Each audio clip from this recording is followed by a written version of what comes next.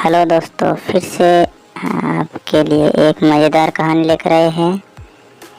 आपको अपना बोलने का तरीका कैसा होना चाहिए, क्यों उस पर अधिक ध्यान देना चाहिए, इस कहानी से जानेंगे। कुछ भी बोलते समय ध्यान रखें, मुंह से निकले हुए शब्द वापस नहीं आते हैं। एक व्यक्ति ने गुस्से में संत का अपमान कर दिया।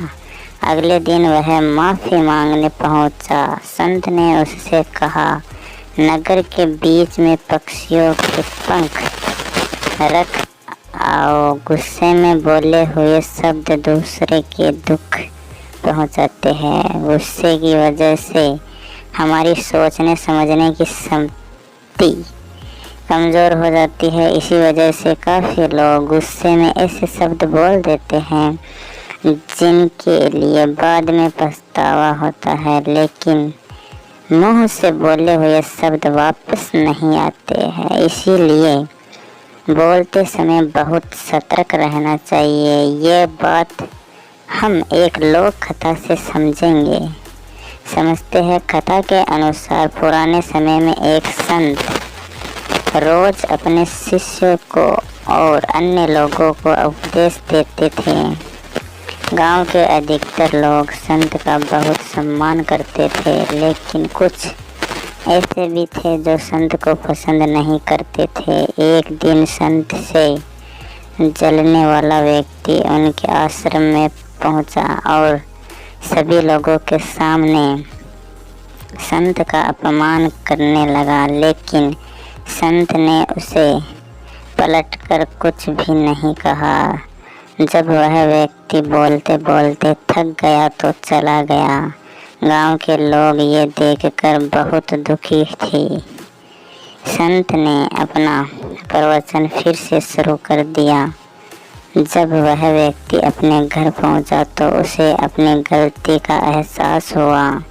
वह अगले दिन संत के आश्रम पहुंचा और उनसे माफ़ी मांगने लगा। संत ने उससे कहा कि एक काम करो, आश्रम में पक्षियों के कई पंख बिखरे हुए हैं, उन्हें इकट्ठा करके यहाँ ले आओ। उस व्यक्ति ने तुरंत ये काम शुरू कर दिया। कुछ देर बाद वह पंख लेकर आ गया। संत ने उससे कहा कि अब ये पंख अपने नगर के बीच में रखाओ।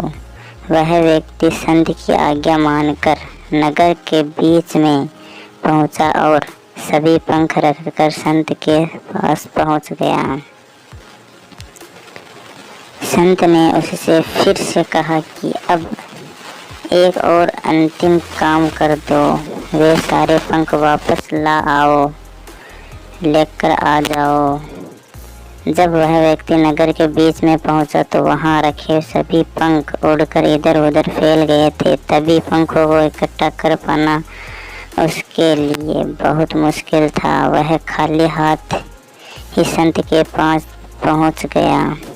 पहुंचा पूरी बात बता दी। संत ने उससे कहा कि भाई, ठीक इसी तरह जब हम गुस्से में होते हैं तो कुछ भी बोलते हैं, वह दूसरों को दुख देता है। जब हमारा मन शांत होता है तब हमें गलती का एहसास होता है, लेकिन तब हम कुछ भी नहीं कर सकते। जिस तरह सभी पंखों को इधर इकट्ठा कर पाना संभव नहीं है, मुंह से निकले शब्द वापस नहीं लिए जा सकते। इसीलिए गुस्से से बचना चाहिए और कुछ भी बोलते समय बहुत सतर्क ध्यान रखना चाहिए। आज की यह कहानी आपको कैसी लगी कमेंट में ज़रूर बताइए, और हमारे चैनल पर नए हैं तो सब्सक्राइब बटन को प्रेस ज़रूर करें। ओके, धन्यवाद।